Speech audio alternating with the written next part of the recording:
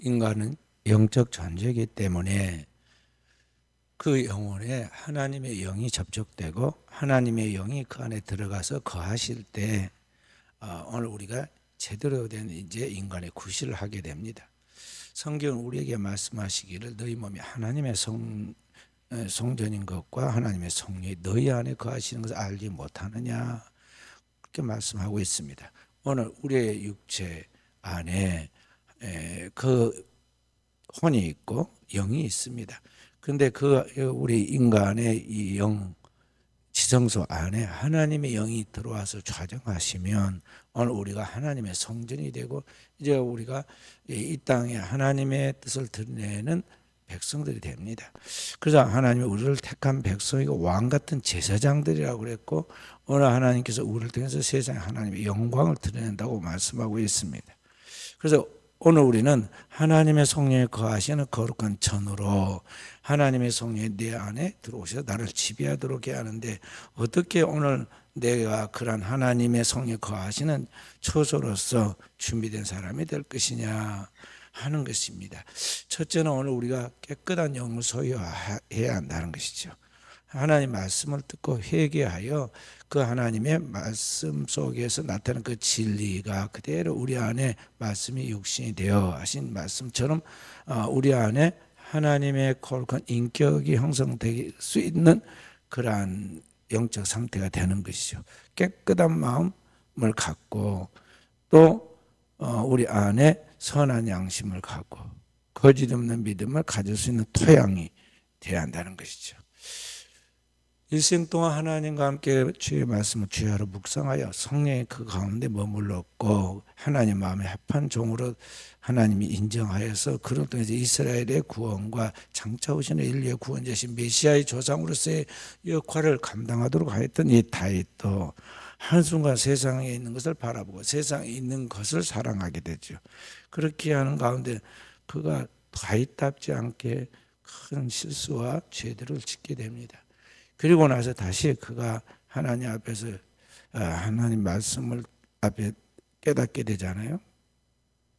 스스로도 자각했겠지만은 나단 선지자를 통해서 그 죄를 지적받았을 때 다시 크게 하나님 앞에 통해 자복하게 됩니다.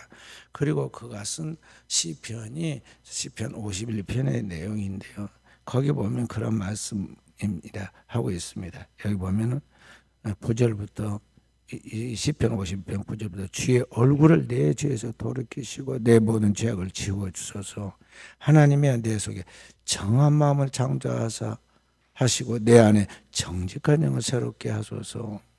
나를 주 앞에 쫓아내지 마시며 주의 성령을 내게서 거두지 마소서 하면서 하나님 앞에 자신의 죄를 회개하고 하나님 앞에 자신의 영혼 그 영을 정직한 영을 새롭게 해달라고 그랬고 그 영에 부어주시는 주의 성령을 자신 안에서 거두지 말게 해달라고 기도하는 것을 볼 수가 있어요. 그렇기 때문에 오늘 우리는 하나님 앞에서 늘 자신의 내면의 상태를 살펴야 돼요. 하나님의 말씀에 거울을 비춰서 그 말씀 앞에서 내 자신의 신앙과 삶과 모든 언행 심사를 다 비춰서 이 하나님 앞에 제거해야 할 것이 무엇인지 또 하나님 앞에서 취해야 할 것이 무엇인지에 대해서 늘 살펴라는 것이죠. 잘 살펴야 돼요. 우리가 살다 보면 세상에 멋쟁이들 따로 있잖아요. 멋내고 보기에 참 멋있는 사람들 또 예쁘고 사랑스럽게 보이는 사람들은요 그냥 그렇게 된 게 아닙니다. 엄청 뒤에서 노력하고 꿈해요. 보통 사람 상상도 못해요. 제 집사람은 나갈 때요 5분이면 화장을 하고 나갑니다. 저보다 빨라요. 저 머리 믿는 시간에 이미 화장까지 다 끝나고 나가버립니다. 그렇게 하는데 그런데 워낙 이 본판이 그렇게 밉지 않아서 그런지 그래도 그렇게까지 뭐 어디 이상하지는 않아요. 그런데 보통 멋쟁이들 진짜 멋쟁이 멋부리고 다니는 사람들 봐봐요. 절대 그러지 않습니다. 한 최소한 2시간 전에부터 준비합니다. 씻고 정비하고 꾸미고 굉장히 그래요. 그래서 최하가 2시간이다니까요. 그리고 나가요. 그렇듯이 오늘 우리가 영혼의 자기 위생을 관리하려면요 굉장히 준비를 많이 해야 돼요. 아무나 다윗이 되고 아무나 종교개혁자 마틴 루터나 칼빈이 된 거 아니에요. 한 시대를 변혁시키고 변화시켜 나가는 하나님의 쓰임 받는 종들 되려면 굉장히 노력해야 돼. 그래서 마틴 루터는 뭐라고 그랬냐면요, 나는 할 일이 너무 많기 때문에 하루에 2시간 이상씩 절대 기도하지 않으면 감당할 수 없다고 그랬어요. 일이 많으니까 그 일을 감당할 수 있도록 준비가 돼야 하는데, 그 준비가 뭐냐면 기도예요. 기도예요. 그래서 하나님 앞에서 자기 자신의 그런 상태를 관리하죠. 바울의 선교 사역을 이제 이어가야 할 후계자였던 이 디모데에게 이 사도 바울이 그에게 안수하고 주의 능력이 그에게 머물게 하려고 하면서 자기 자신의 관리를 하라고 그러면서 디모데전서 1장 5절에 그런 말씀을 합니다. 선한 양심과 거짓 없는 믿음과 깨끗한 마음을 가지고 나가야 한다. 왜냐하면 거기서부터 능력이 나오기 때문이라고 그렇게 이야기를 하고 있어요. 그래서 오늘을 살아가는 우리는 자신의 영을 어찌 관리해야 돼. 그것이 자기의 영을 관리해서 깨끗하게 하는 것이 그게 회개예요. 회개. 하나님 앞에서 내 자신의 그 부족한 것을 정리정돈하고 하나님 앞에 내 자신을 드러내야 하는데, 내 내면에 지금 쌓은 악이 있거든요.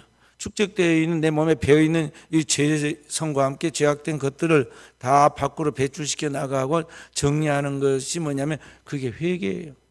마음에 있는 것을 이불을 통해서 다 버리고 결단하고 나가는 거죠.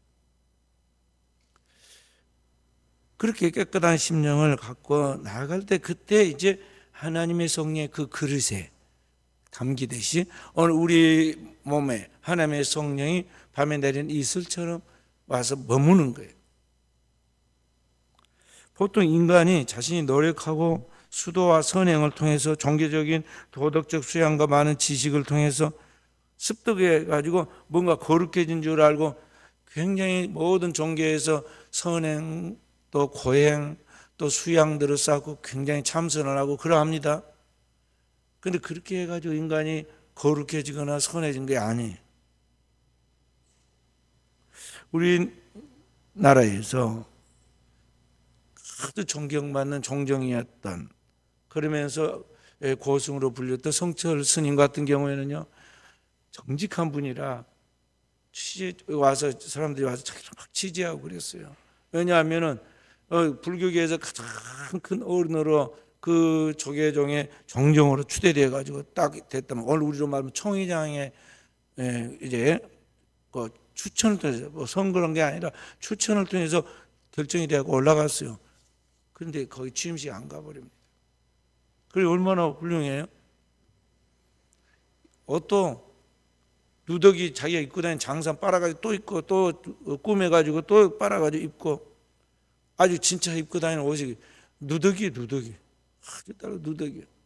그걸 입고 다니는데 이제 취재하는 사람들이 와서 취재하니까 취재하지 말라고, 나 나쁜 사람이라, 나 거짓말 많이 한다고 그러면서 제발 자기를 미화시키려고 그렇게 하지 말라고 이야기를 해요. 그래서 그분이 법론을 강론할 때도 보면요 애기처럼 단순하게 이야기를 하십니다. 제가 다 들어봤거든. 그러니까 그런 정직하게 고백한 것 같이 오늘 인간의 도덕과 수도, 선행, 수양 그런 걸 가지고 인간이 거룩해지지 않는다는 것이죠.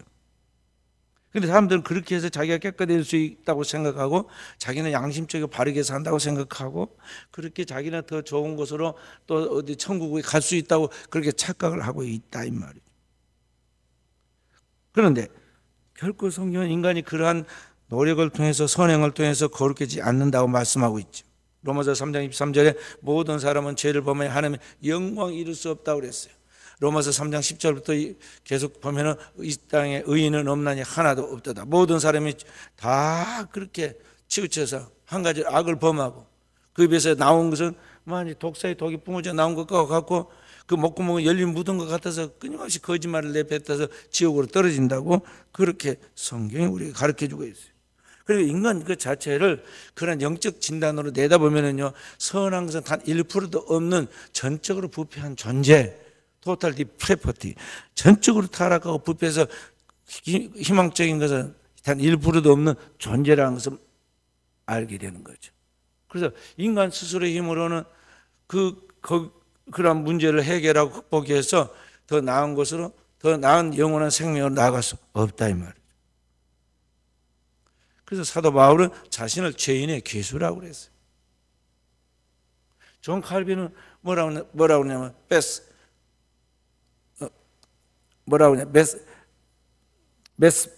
페카토라고 그랬었어요. 라틴어로 메스 페카토라는 말은 뭐냐면요, 죄 덩어리라고 말해요. 죄 덩어리예요. 그래, 죄 덩어리. 이게 맨날 죄만 나오잖아요. 죄악된 생각만 나오고, 미움만 나오고, 원망만 나오고. 내게서 감사가 넘쳐나는데, 우리 예지가 몽골 며칠 갔다 왔나? 열하루 갔다 왔는데, 갔다 와서 그래요. 목사님 갔다 오니까 너무 우리나라가 너무 좋은 나라고, 감사할 것 천지고, 너무나 우리가 좋은 데 살고 있다는 것을 느꼈다고. 그래도 보통 사람도 그렇게 생각 안 합니다. 우리나라 뭐라고 하냐면 헬 조선, 지옥 조선이다. 지옥이다. 이게 이 조선 땅, 대한민국이 지옥이다 그래요. 북한에 가서 살아봐야 돼. 북한에 가서 거기에서 한번 살아봐야 한다니까. 못 먹고 제대로 환경 갖춰지지 않은 데서 그렇게 고통받아서 살아봐야 돼. 감사가 저절로 터져 나오고 찬양이 나오고 그럴 거예요. 근데 우리나라 사람들이 지금 그렇게 생각하지 않는다는 거죠. 내 안에 그런 죄성이 가득해서 그러한 거예요. 상대적으로 그러한 것이죠. 심지어는 우리가 예수 그리스도를 영접하고 또 예수 그리스도를 믿기 때문에 이제 그리스도의 피로 구원받은 자 되어 오늘 우리가 하나님의 자녀가 되는 영적 신분을 갖췄고, 하나님의 자녀로서 살아갈 수 있는 하나님의 성령의 권능을 우리에게 함께 주셔도 우리는 때때로 그런 것들이 늘 내 안에서 솟구쳐 나오듯이 그런 죄성이 나오게 되고 있어요. 그 사도 바울은 로마서 7장 15절부터 24절에 그런 이야기를 합니다. 자기 괴로운 것이 있다는 거죠. 예수를 믿으면서 괴로운 것이 뭐냐면요, 내가 이제 은혜 받고 나니까 하나님의 뜻이 뭔지 알아서 그 뜻대로 살고 싶은 거룩한 열망이 있는데, 그런 내 마음과 열망과는 상관없이 내 속에 또 다른 자아가 있어서 나로 하여금 끊임없이 나를 죄악 가운데로 끌고 가고 죄로 넘어지게 하더라는 거죠. 이 도대체 뭐냐? 내가 분명히 예수님을 믿고 예수님을 영접하고 예수의 사람이 되는데 이게 뭔가? 자기를 살펴보니까 자기 안에 있는 또 다른 자아의 옛사람인 죄가 있더라는 거죠. 그 죄를 가지고 있는 사람을 그는 옛사람이라 불렀어요. 그 다음에 예수 그리스도를 영접하고 난 다음에 그에게 새로운 인격을 하나님이 주셨는데, 하나님이 영을 부어서 새로운 존재가 된 그러한 것을 그는 속사람이라 불렀어요. 영혼에 새로운 사람이 생겼다는 거죠. 그리고 다른 고린도후서 5장 17절에 보면 그 속사람을 새로운 피조물, 또 새로운 존재, New Being, New Creation이라고 그렇게 말하고 있죠. 이 두 개가 싸워요. 하나님 믿고 나아가도 오늘 우리 속에는 옛날 근성이 남아있어서 죄악된 것으로 살려고 하는 것이 막 꿈틀거리고 튀어나오고, 또 하나는 하나님 뜻대로 살려는 거룩한 열망과 믿음과 그러한 성령의 강한 그러한 의지가 나에게 있다는 거죠. 이 두 개 서로 청돌해. 그래서 너희가 원하는 것을 하지 못하게 하려 함이라. 원하는 게 뭐냐? 죄악을 찌려고 하고 죄 짓고 싶어 하고 죄악된 것을 따라 살려고 하는 근성이야. 그 원하는 것을 하지 못하도록 가로막는 게 뭐냐면 하나님께서 내게 주신 하나님의 영이 오늘 나로 하여금 그 죄악된 걸 하지 못하도록 밀어붙여서 나를 누르고 있다는 거죠. 꼼짝 못하도록. 그러니까 바로 그 두 개의 자아가 싸우고 있을 때 우리는 어디에 편을 들어야 하느냐? 내 안에 또 새로운 자아의 성령이 내 안에서 나를 지배하여 새롭게 하나님의 뜻을 펼쳐나가도록 그 성령을 지지해야 돼요. 그래서 성경이 뭐라고 말씀하고 있느냐면 너희가 성령을 쫓아 행하라 그랬어요. 그래야 육체의 욕심을 이루지 않는다. 육체의 소욕과 육체의 그런 욕망이 있는데 이러한 것들은 꿈틀거릴 때마다 얼른 들어가지고 십자가에다 못 박아버리고, 예수 그리스도께서 십자가에 못 박아 내 죄를 위하여 죽으신 것까지 너도 이미 예수 그리스도와 함께 십자가에 죽었다고 간주하고, 너는 살아있지 않기 때문에 너 자아나 너 생각 내 그거 없다, 너는 끝났다, 죽은 자는 말이 없는 것이다, 죽은 자는 내 자신의 더 이상의 체면도 없고 아무것도 없다고 자기를 자꾸 그렇게 다스리란 말이죠. 그리고 내 안에 하나님 뜻이 무엇인가에 대한 하나님의 말씀을 자꾸 되새김질해서 그 말씀이 나를 지배하도록, 진리의 성령이에요. 말씀은 진리의 성령이에요. 성령은 진리의 말씀을 따고 운행하시는 거예요. 그래서 오늘 우리는 그 진리의 성령이 나를 통해서 일하시도록 늘 나를 그쪽에다가 오픈을 시켜야 돼.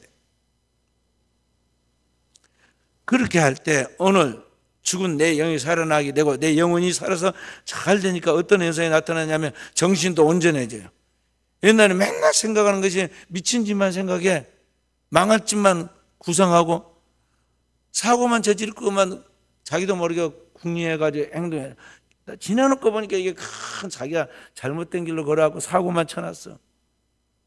근데 그때는 사고인지 모르고 잘못된지도 몰랐다고 잘한다고 한 건데 그랬단 말이죠. 그래서 지나놓고 보면 미쳤어. 미친 짓을 한 거야.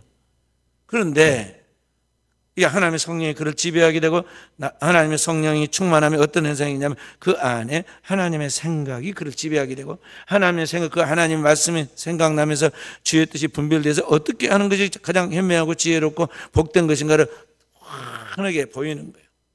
그리고 그것을 믿고 그 환상을 따라 나아가고 그러한 것을 통해 두려움 없이 담대하게 전진해 나가게 되고, 그 결과 상상할 수 없는, 내가 기대하지 아니했는데도 불구하고 내 생각을 뛰어넘는 놀라운 결과들이 따르게 되는데, 그것을 우리가 소위 뭐라 부르냐면 축복이라고 불러요.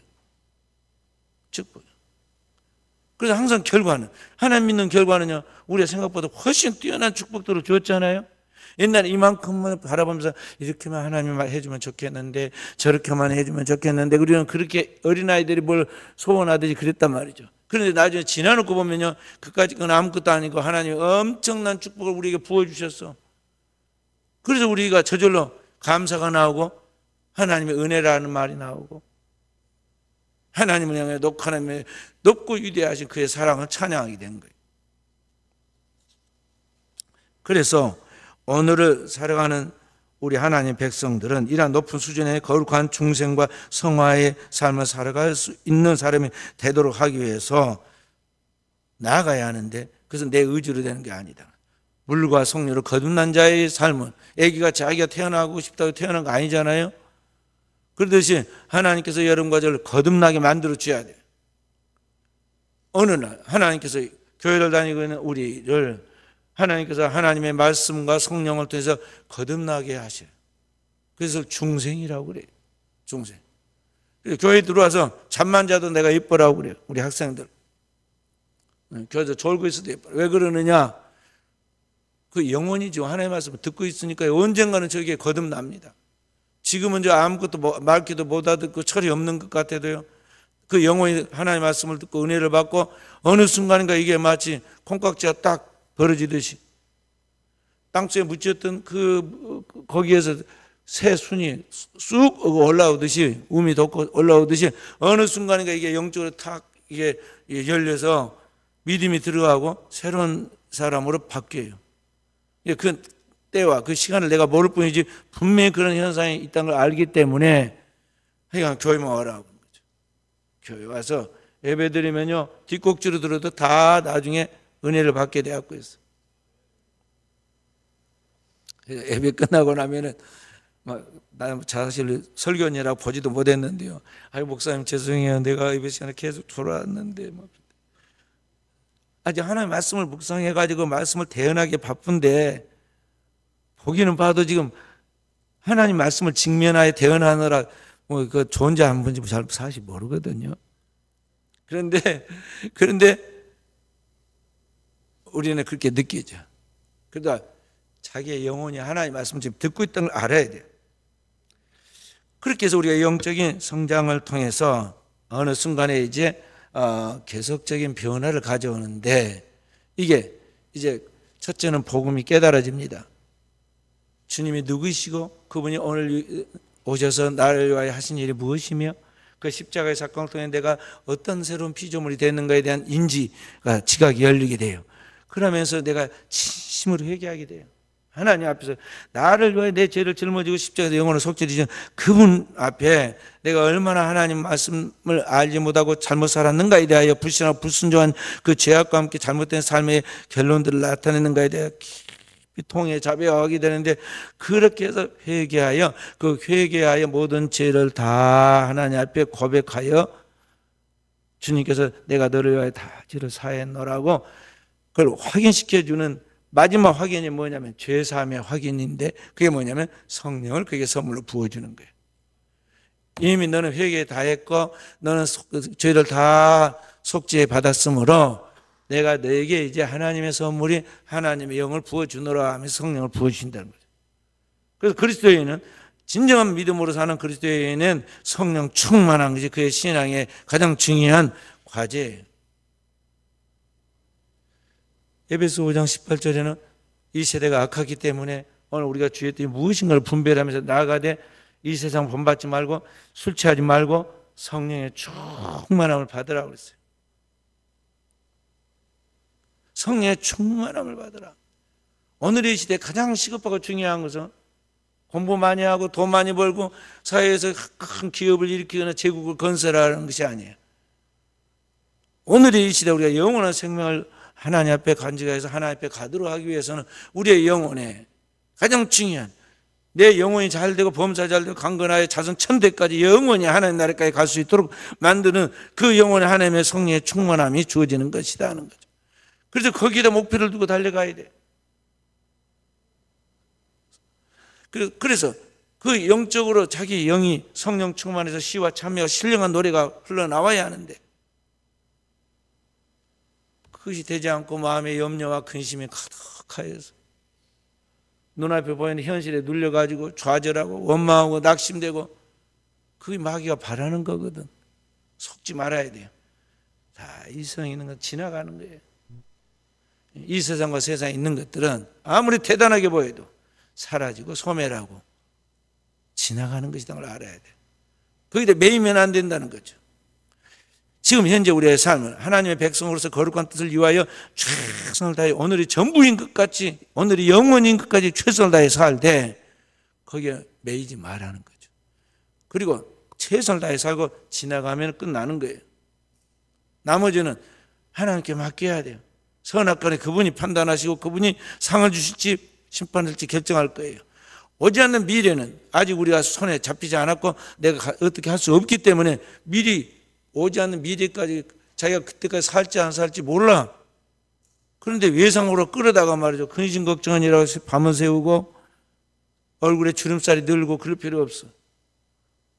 그리스도인은 하루하루를 하루가 천년같이 생각하고 영혼을 생각하면서 최선을 다해 사는 거죠.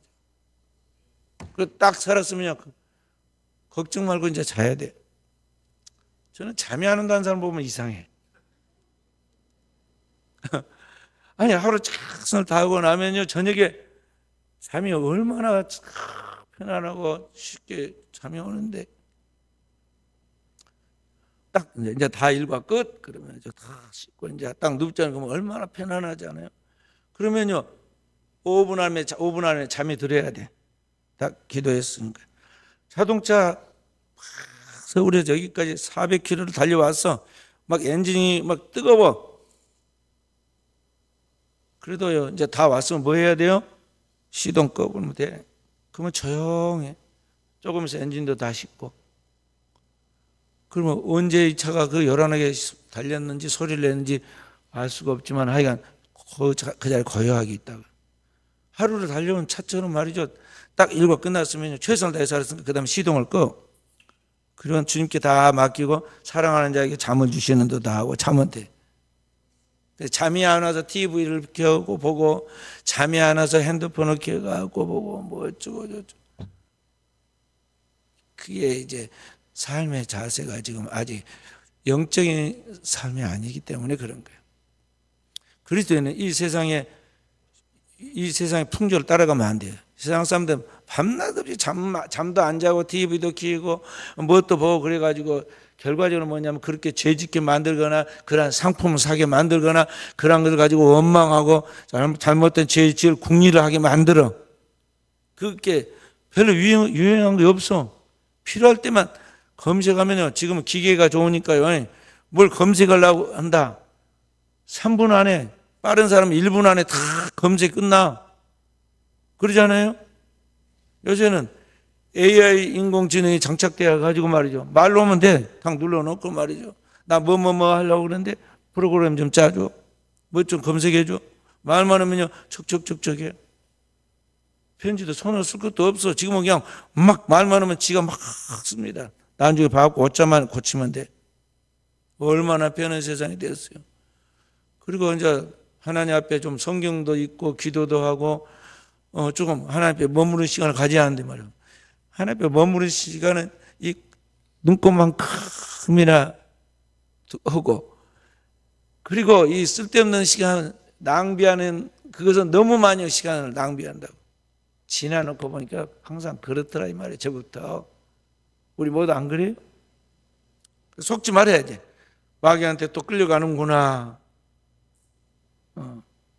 진짜 내가 지금 해야 할 것이 뭐지? 준비할 것이 뭐지? 또는 내가 처리할 것이 뭐지? 할 것이 지금 하나님 앞에 기도하면 생각해 보면요. 이렇게 많이 있는데 그것은 저기다 밀어놔두고 말이죠. 아무것도 아닌 것 가지고 시간 낭비하고 있단 말이죠. 그래서 오늘 우리는 지혜로운 사람이 돼야 돼요. 성경에 지혜로운 사람은 어떤 사람이냐? 마태복음 5장, 6장, 7장 산상보훈의 주님 말씀을 마치면서 지혜로운 사람을 그 7장에 그렇게 말하고 있습니다. 7장 24절부터 27절에 아무든지 나의 이 말을 듣고 행하는 자는 그 집을 반석 위에 지은 지혜로운 사람이다. 그래서 주님의 모든 말씀을 듣고 그들의 삶으로 적용해서 살아낸 사람은 큰 바위 반석 위에다 집을 지어서 무너지지 않는다는 거예요. 바람이 불고 창수가 나고, 그리고 바람이 불고 창수가 나고 또 뭐라고 그랬어요?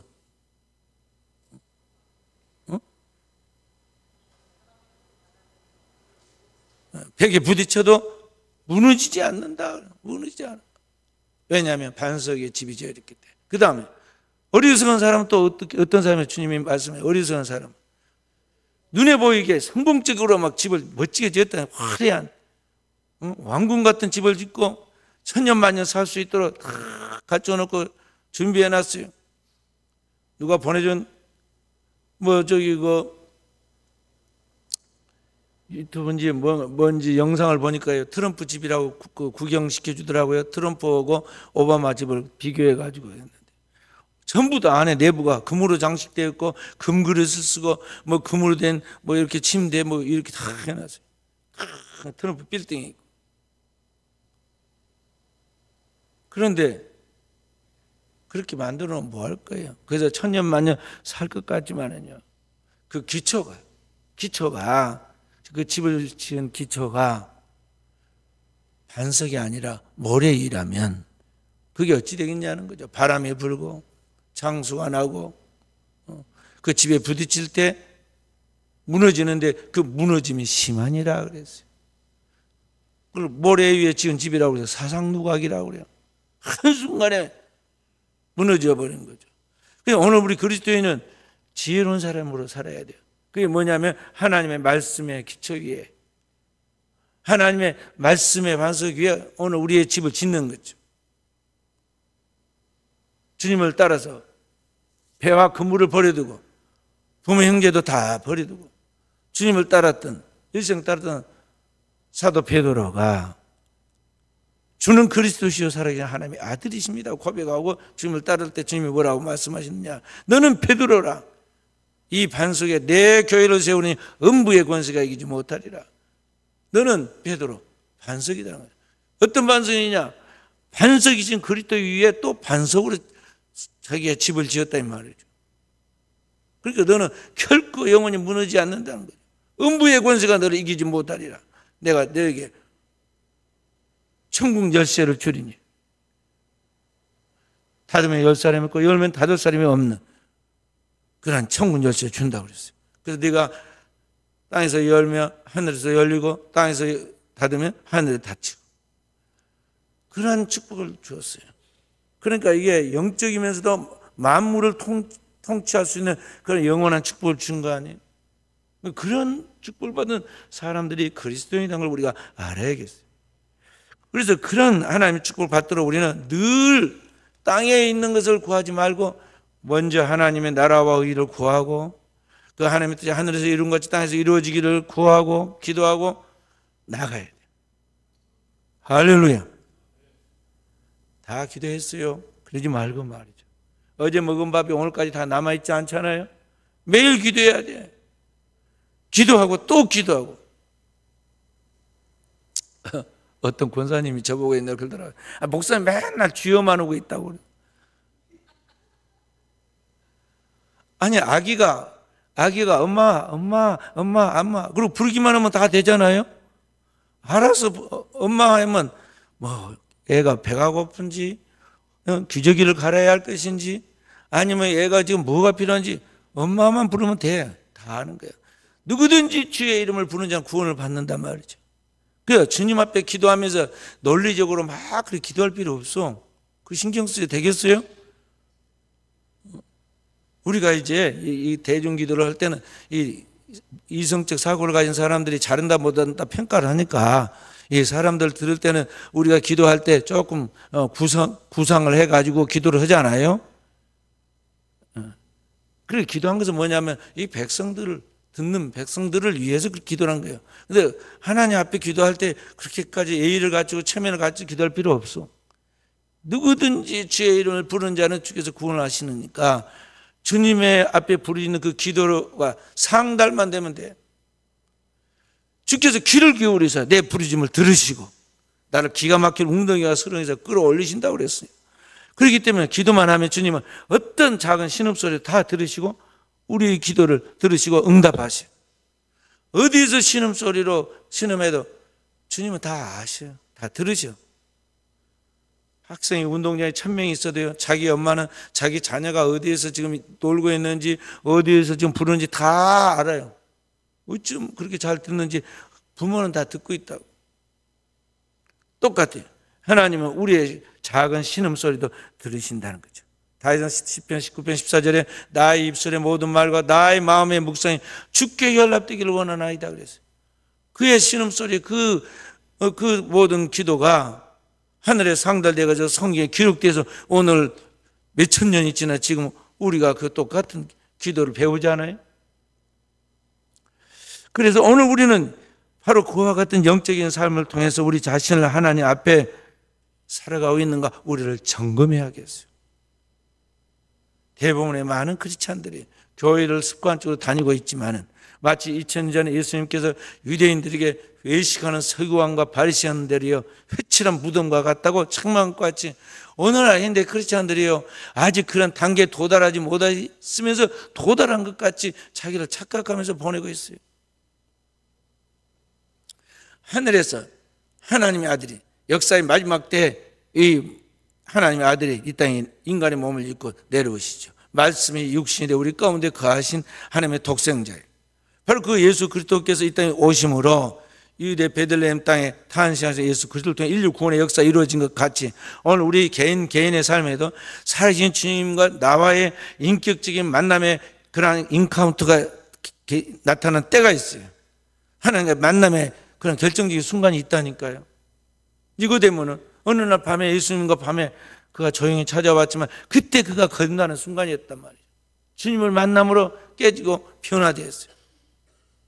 오늘의 시대에 크리스찬들은요 주님을 찾고 두드리고 만나다가 부르짖다가요 어느 순간인가 탁 한번 뒤집어지고 깨지는 때가 옵니다. 그때가 있어야 돼요. 그리스도인이 이런 주님과의 인카운트가 없으면 만남이 없으면 거듭나지 못해요.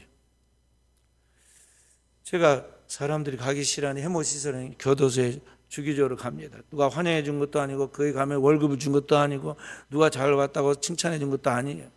그런데 항상 거기를 주기적으로 가는 이유가 뭐냐면 그 영혼들이 불쌍해가지고.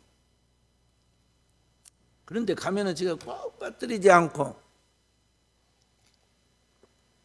전한 말씀이 무엇이냐면 여러분을 복받았습니다. 아니, 교도소에 들어와 있는 깜빵 있는 사람들 복받았다 그러면 기분 나쁠 수도 있는데요. 여러분은 하나님께서 여러분을 지금 가장 사랑하는 절정의 시간에 지금 여기 있다는 걸 알아야 합니다. 그러면 그분들이 무슨 말이 저런 말이 있는 거 그러지 말아요. 그들이 지금 하나님이 그들을 깨뜨리는 순간인데 인생의 가장 밑바닥인 여기 감옥에 지금 갇혔잖아요. 사람은 어려워져야 하나님을 찾아요. 그리고 하나님을 찾는 농도도 어려우니까요. 간절하고 지극한 정성이 있고 순수해져요. 그래서 그 속에 들어가서 우리 권사님들 따라가 처음에 갈 때는 무서워 죽겠다고 막 눈 마주칠까 싶다고 막 눈을 내리깔고 이래요. 근데 내가 자세히 바라보고 자꾸 그러죠. 자세히 보면 다 머리도 눈도 맑고 아주 얼굴도 아주 좋고 우리보다 훨씬 나아요. 왜 그러냐면 그 안에서 자기 인생을 돌아보고 하나님의 말씀을 따라서 자기를 회개하고 자기 인생의 새로운 변혁을 시도해 가기 때문에 하나님의 은혜가 그들 가운데 머물러 있어요.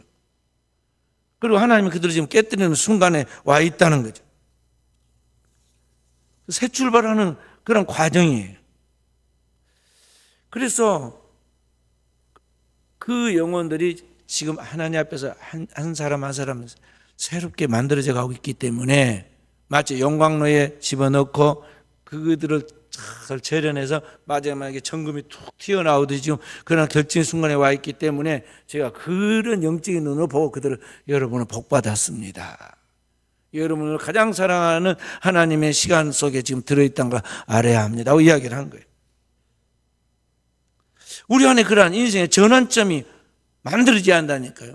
근데 저는 우리 성도들에게 제발 거기까지 가지 말고 아버지의 집인 교회, 주님의 몸된 교회에서 여기에서 깨져라 이 말이에요.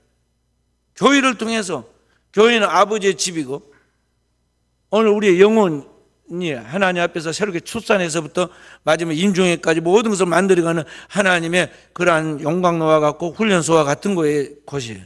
그래서 교회가 어떻게 보면 영적인 모든 것이에요. 교회에서 깨져야 돼. 거듭내야 한다 이 말이에요. 어떻게 저기 한번 교도소 가볼래요? 하루만 가서 체험으로 있어봐요. 진짜 2번 안 가고 싶을 거예요. 북한도 마찬가지예요. 북한에 지금 뭣도 모르고 막 북한을 찬양하고 그런 사람이 있고 맞아요. 그런 사람이 당당하게 자기가 북한에 수십 번 갔다 왔는데 그런다 보면서 우리나라 막 청와대에 들어가서 대통령을 농락하기도 하고 그런 막 참 이상한 사람들이 많이 등장을 했지만 가봐요. 어떠한가? 우리나라에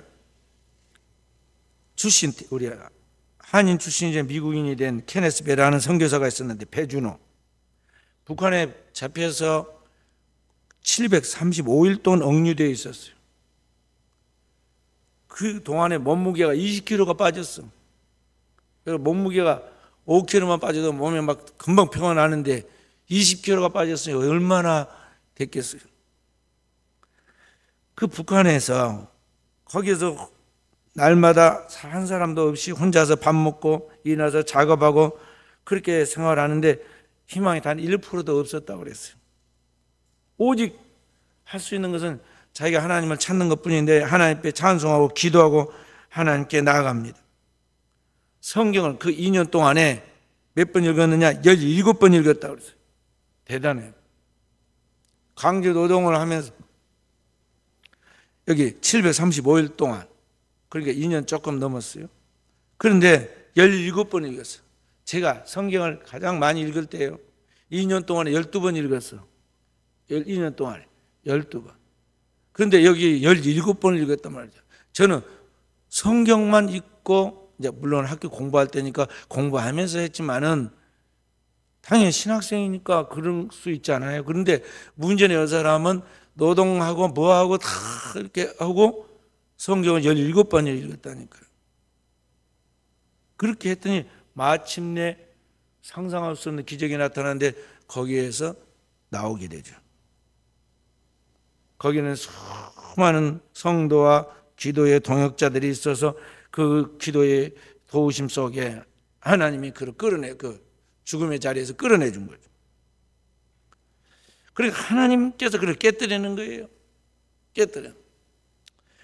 저기 캐나다에 한인교회 큰 교회, 큰빛교회라는 교회가 있었는데 그 교회 담임 목사님이었던 이면수 목사님이 북한 선교 꿈을 가지고 늘 북한을 도왔어요. 통일을 위해서. 북한에 100번 이상 들어갔어요.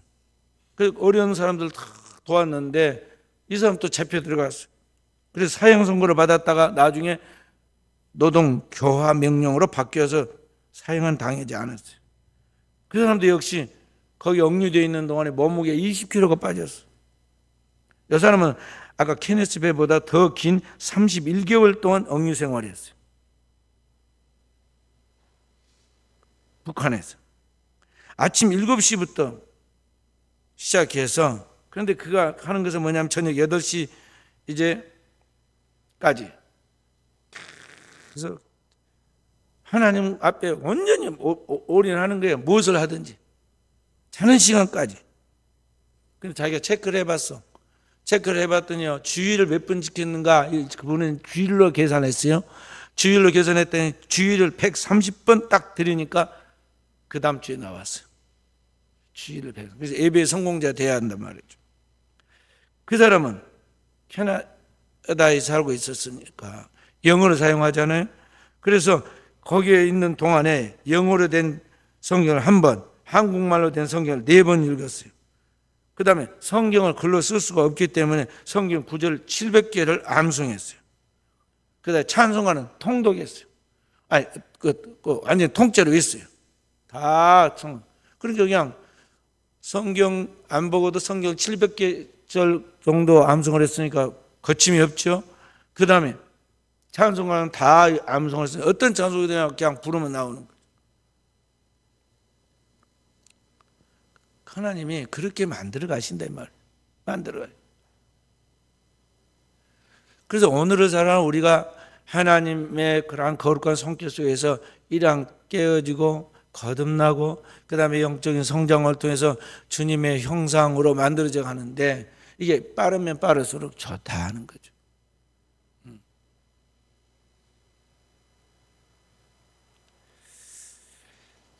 성경에 나와 있는 위대한 유인들 보면 요셉이라든지 욥이라든지 다윗 왕이라든지 모든 사람들이 다 그렇게 해서 하나님의 거룩한 의를 덧입은 쓰임받는 종들이 되었어요. 이게 오늘을 살아가는 여러분과 저도 하나님의 고난을 통해서 우리를 만들어 가시는데 어떤 사람은 이렇게 어떤 사람은 저렇게 우리를 깨뜨려 가신다 알고 그 고난이 나의 삶의 복이라는 걸 알고 이러한 것을 통해서 주님께 더 가까이 주님의 거룩한 성품으로 그리스도의 인격으로 그리스도의 거룩한 비전을 갖춘 하나님의 사람으로 만들어져서 이 시대에 하나님이 찾으시는 하나님의 작품으로 쓰임받도록 해야 하겠습니다. 말씀을 마치도록 하겠습니다. 사랑하는 귀한 성도 여러분, 여러분과 저에게는 가장 중요한 것이 세상에 없는 하나님의 바람이 성령의 바람이 끊임없이 불어와서 우리를 살립니다.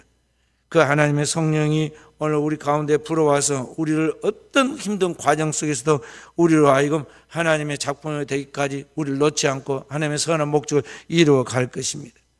그래서 오늘 우리가 그 반석에 세워진 그러한 굳건한 반석에 세워진 그러한 집처럼 하나님의 성숙한 사람이 되게 되는데 그러한 하나님의 사람으로 서 가기까지 우리는 주 앞에 머무르는 법을 배우고 형통할 때 더욱 주님을 찾고 이 공고한 날에 이를 때도 낙심하지 말고 주 안에 오늘 하나님 뜻이 무엇인가에 대해 내 인생을 만들어 가신 주의 뜻을 해석해내고 그 차전에 하나님 뜻을 가지고 내 인생의 새로운 거룩한 꿈을 꾸고 오늘을 달려갈 때 우리 하나님은 나를 통해서 가정을 그리고 나를 통해서 내 주변의 사람들을 만들어 간다는 것을 알고 오늘 또 우리 사랑하는 성도들이 주님이 내게 주신 그런 모든 삶에 조금 더 흐트러짐이나 의심이나 뒤로 물러서는 주춤거림이 없이 담대하게 자기의 길을 행진해 나가는 종들이 되어야겠습니다.